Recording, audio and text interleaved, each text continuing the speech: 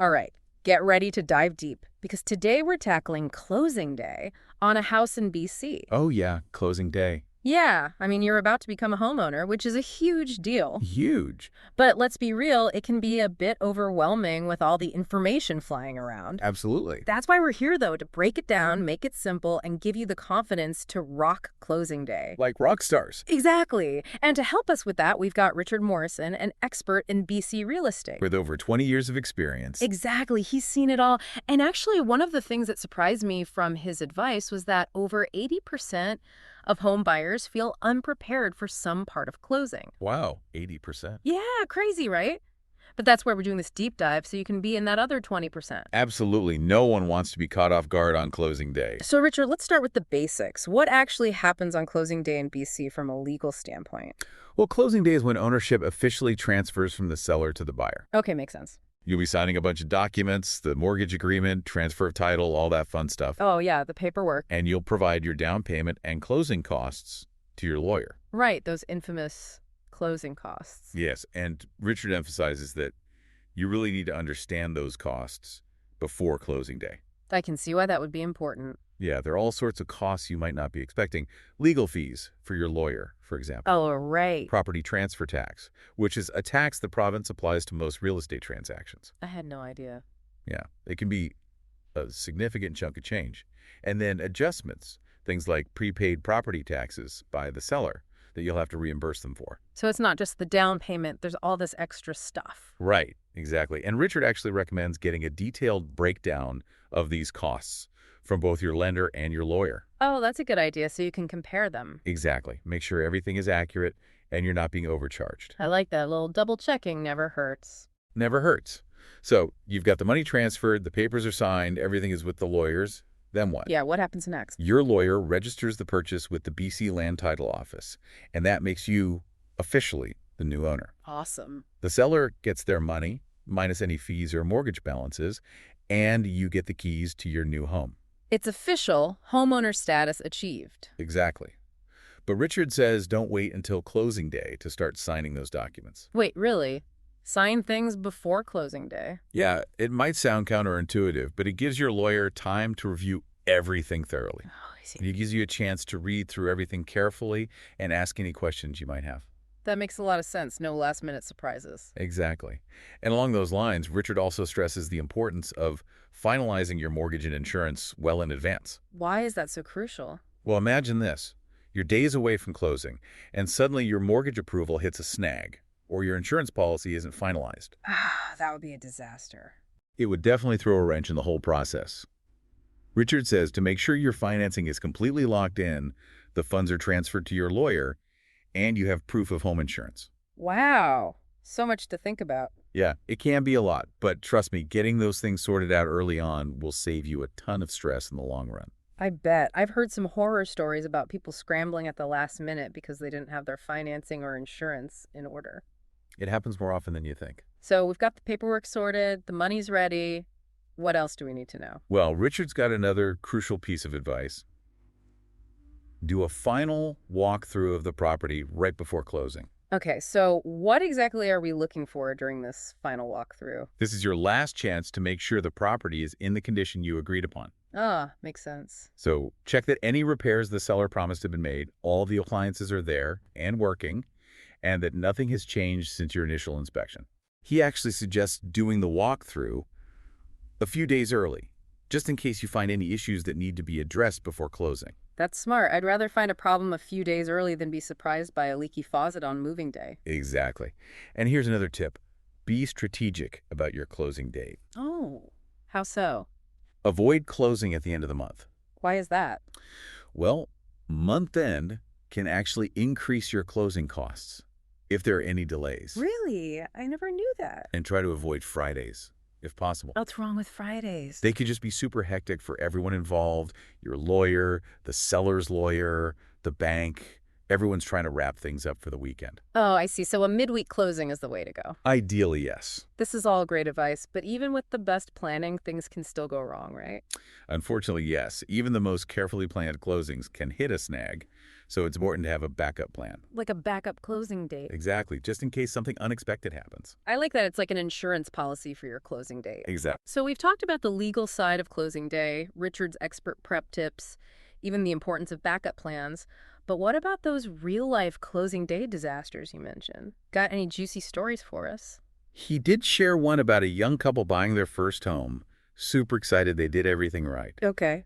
But on closing morning, their down payment wire transfer hadn't arrived. Oh no, what happened? Turns out there was a tiny typo in the account details, so the funds were stuck.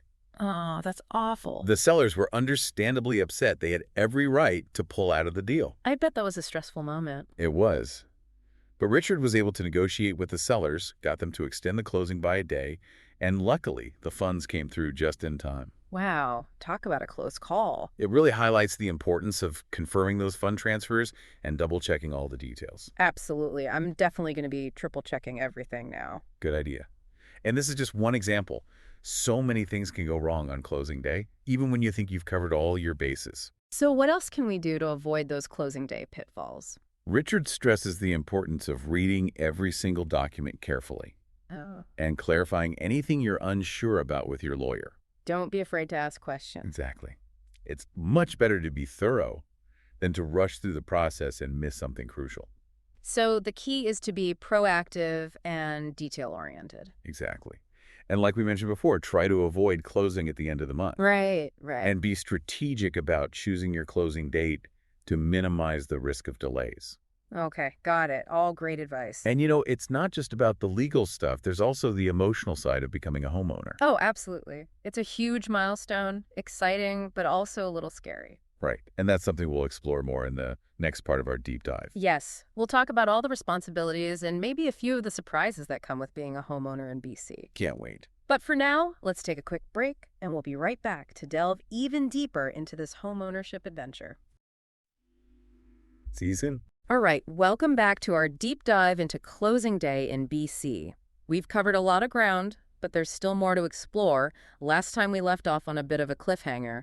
We just made it through the excitement of closing day. We're holding those shiny new keys. Now what? That's where things get really interesting. You've conquered the mountain of paperwork. But becoming a homeowner is a journey, not a destination. And Richard has a lot of insights for this stage too, starting with one key piece of advice. All right, lay it on me. What's the golden rule of post-closing success, according to Richard? He says that one of the most important things you can do as a new homeowner is to record the deed. Record the deed. Why is that so important? It officially establishes your legal ownership of the property. So this is something my lawyer handles, right? Yes, your lawyer will likely take care of the filing, but it's still your responsibility to make sure it's done. Think of it as dotting the I's and crossing the T's on your homeownership journey. Okay, got it. And speaking of things you don't want to forget about, Richard says to make sure you keep up that home insurance. Oh, right, of course. You mentioned that earlier. But it's easy to forget about those ongoing things in the excitement of closing day. Exactly. It's not just a one-time thing. You need to maintain continuous coverage that meets your lender's requirements. Oh, okay. In fact, you should have already provided proof of insurance to your lender before closing day. Wow, that's a good point. I know someone who had a small kitchen fire a few months after buying their first home, and they hadn't gotten around to setting up their insurance yet. They ended up having to cover all the damage themselves. Ouch. Yeah, that's definitely not something you want to experience. Definitely not. It's a good reminder that unexpected things can happen, and being prepared is key. Absolutely. Now, depending on your property, you might also have HOA fees to pay. HOA fees. What are those exactly? If you're part of a homeowners association, you'll need to pay HOA fees, which cover shared amenities and services in your community, like landscaping or a pool. Ah, so it's like paying for the upkeep of the neighborhood. Okay, what about more, I guess, mundane things like utilities and changing my mailing address? I feel like there are going to be a million places I need to notify. You're not wrong. It's a bit of an administrative marathon, but it's important to tackle those tasks early on. Right. Make sure to contact all your utility providers, electricity, gas, water, internet, to transfer the accounts in your name. Okay. And don't forget to update your mailing address with everyone, from the post office to your bank and any online subscriptions you have. Speaking of a million things to do, what if I'm planning renovations? That was one of the main reasons I wanted to buy a place, but now it's starting to feel a bit overwhelming. I hear you. It's definitely important to do your homework if you're planning any renovations. Okay. You need to check local building codes and get any necessary permits. Right. And if you're in an HOA community, you'll also need to check their guidelines to make sure your plans are compliant. Wow. So many rules and regulations. I know, it can be a lot. Are there any other post-closing surprises lurking out there? Oh, one more important thing, taxes. Taxes. Yeah, make sure you keep thorough records of all your home-related expenses, including mortgage interest, property taxes, and even those HOA fees we talked about. Got it. They could be valuable deductions when tax season rolls around. Okay, I'm definitely going to need a bigger filing cabinet. Probably. But speaking of things we need to keep track of, let's circle back to those hidden closing costs you mentioned earlier. Can you give our listener a little more detail on what to look out for? Absolutely. One of the biggest ones is the land transfer tax. Land transfer tax. Yeah, it's a provincial tax applied to most real estate transactions in BC. Oh, okay. The amount you'll pay depends on the purchase price of your home. But there is a first-time homebuyer exemption you might be eligible for. Oh, really? Yeah, it could save you a lot of money. So it pays to do your research and see if you qualify for any exemptions? Absolutely. And then, of course, there are the legal fees for your lawyer. Their fees can vary, so it's always a good idea to shop around and get quotes from a few different lawyers who specialize in real estate. Makes sense. It's a big decision. And you want to make sure you're working with someone you trust. Exactly. And before closing, you'll also want to factor in the cost of a home inspection. Home inspection, that's essential, right? It's highly recommended. It's a good idea to have a professional assess the property for any potential issues before you finalize the purchase. Definitely worth the peace of mind. Exactly. And of course, don't forget about property insurance. You'll need to have coverage in place before closing, so factor that cost into your budget as well. Wow, it's amazing how many costs there are beyond just the down payment and the mortgage. Yeah, it can be overwhelming. It's no wonder so many people feel overwhelmed by the closing process. It's a lot to take in. But with all this great advice, I'm actually starting to feel much more prepared. That's great to hear. It feels like we've covered so much ground already. We have. And I think our listener is probably feeling a lot more informed and confident, too. I hope so. And there's even more to come. In the final part of our deep dive, we'll be exploring some additional resources and tips to help you navigate the exciting world of homeownership. You won't want to miss it. Ooh, a cliffhanger. Well, listeners, you'll have to stay tuned for part 2, where we'll explore all the exciting and maybe a little daunting responsibilities that come with being a homeowner in DC. But don't worry, we'll be here to guide you every step of the way. Absolutely. See you in part 2. Welcome back to our deep dive into closing day in BC. We've covered a lot of ground, from legal details and practical tips to managing the emotional roller coaster of becoming a homeowner. I don't know about you, but I'm feeling a lot more prepared for this whole home ownership thing. Me too. And just to make sure you're feeling super confident, we've got some additional resources and insights that will set you up for success in this next chapter. All right, bring on the resources. What kind of insider knowledge are we sharing today? Richard actually had a really interesting point about this. He said that buying a home can sometimes feel like joining a secret society. There's a whole new world of knowledge, experiences, and even challenges that you're about to enter. That's such a great analogy. It's like you've suddenly been initiated into this exclusive club of homeowners, but you haven't gotten the secret handshake yet. Exactly.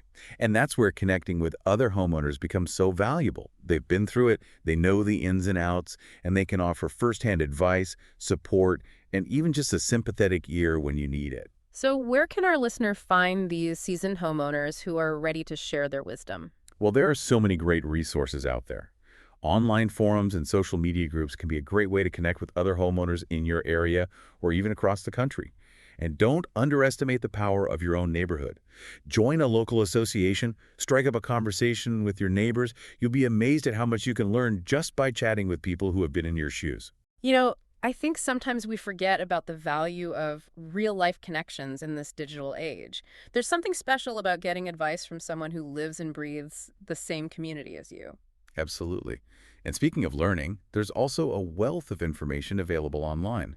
Okay, but the internet can be a bit of a double-edged sword. How can our listeners sift through all the noise and find information that's actually reliable? That's a great point. Not everything you read online is accurate or trustworthy, especially when it comes to something as important as home ownership. Stick to reputable sources like government websites, professional organizations, and well-established real estate blogs. Got it. So no taking advice from that random guy on Reddit. Are there any specific websites or organizations you recommend? Absolutely. The BC government website has a ton of helpful information about buying and owning a home in the province, including details about property transfer tax, homeowner grants, and even tips on energy efficiency. Oh, right. I actually checked out their section on property transfer tax before. It was a little dense, but super helpful. I'm telling you, that website is a gold mine. And don't forget about professional organizations like the Canadian Real Estate Association and the Real Estate Council of British Columbia.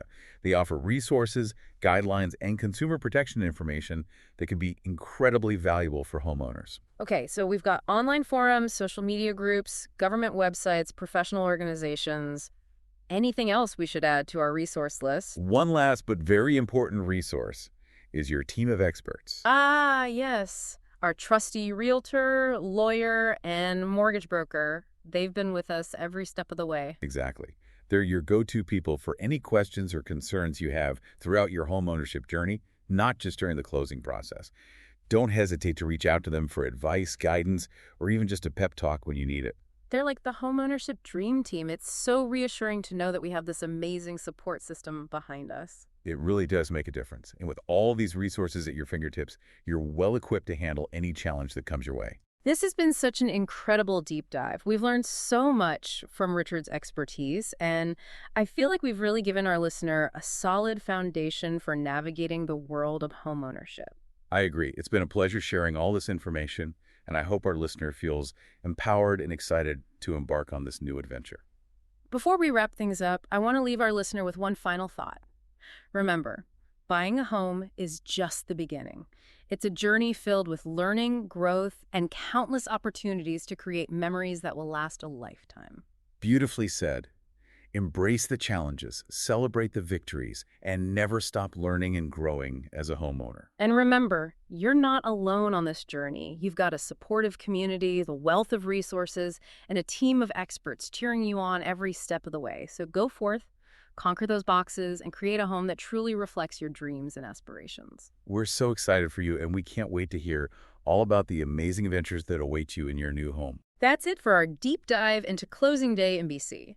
We hope you found this episode informative, empowering, and maybe even a little bit entertaining. Until next time, happy homeowning. Welcome back to our deep dive. We're on the final stretch of our closing day journey in BC. You know, after all this talk about legal stuff and practical tips, I'm actually starting to feel excited about becoming a homeowner. Me too. It's a big step, but it's also super exciting. Yeah, exactly. But I still feel like there's so much to learn. Like, what happens after closing? Where do I even go for advice? Well, that's what we're going to talk about today. Some extra tips and resources to help you make that transition to homeowner. Awesome. I'm all ears. Richard actually made a really interesting point about this. He said that buying a home can feel like joining a secret society. A secret society. That's kind of cool. Right, like you're suddenly part of this club, but you don't know all the rules yet. Exactly. So how do we crack the code of this homeowner society? Well, Richard says one of the best things you can do is connect with other homeowners. Oh, yeah, like get the inside scoop from people who've been there, done that. Exactly. They've already navigated the ups and downs of homeownership, so they can offer some really valuable advice, support, and, just someone to talk to when things get a little stressful. Okay, so where do I find these wise homeowner mentors? There are actually tons of resources. Online forums and social media groups are great places to start. You can connect with other homeowners in your area or even across the country. And don't forget about your own neighborhood. Oh, yeah, good point. Join a local association, strike up a conversation with your neighbors. You'd be surprised how much you can learn just by chatting with people who live in the same community. You know, I think we often forget about the power of those real-life connections. In this digital age, it's easy to get lost in online forums. But sometimes, the best advice comes from someone who's right down the street. Absolutely. But of course, there's also a ton of information available online. Right, but the internet can be a bit of a jungle. How do I know what to trust? You're right. Not everything you read online is accurate. So it's important to be discerning, especially when it comes to something as important as homeownership. Okay, so any tips for navigating the online world of homeownership advice? Definitely. Stick to reputable sources like government websites, professional organizations, well-established real estate blogs. Got it. So no taking advice from random Reddit threads. Probably a good rule of thumb. But speaking of reputable sources, the BC government website is a goldmine of information. Oh, right. I think I glanced at it before, but it seemed pretty dense. It can be, but it's worth digging into. They have tons of helpful information about buying and owning a home in BC, details about property transfer tax, homeowner grants, even tips on energy efficiency. Wow, okay. I'll have to give it another look. You should. And don't forget about professional organizations like the Canadian Real Estate Association and the Real Estate Council of British Columbia. Okay. They offer resources, guidelines, consumer protection information, all sorts of helpful stuff. So we've got online forums, social media groups, government websites, professional organizations. What else? Anything I'm missing? Well, and one last but very important resource is your team of experts. Oh, right. My realtor, lawyer, mortgage broker, those guys. Exactly.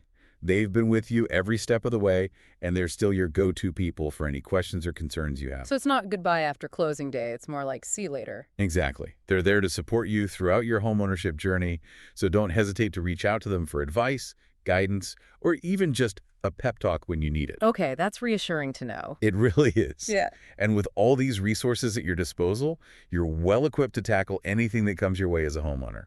This has been such an awesome deep dive. We've learned so much from Richard, and I feel like we've really given our listener a solid foundation for navigating this whole homeownership thing. I agree. It's been great. Before we wrap up, I want to leave our listener with one final thought.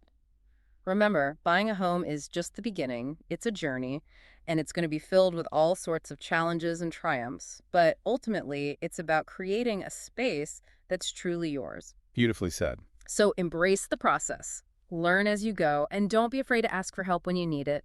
And remember, you're not alone on this journey. You've got a supportive community, a ton of resources, and a team of experts cheering you on. It's going to be an amazing adventure. And on that note, we're signing off. Thanks for joining us on this deep dive into closing day in BC. We hope you learned a lot, and we wish you all the best on your homeownership journey. Happy homeowning, everyone.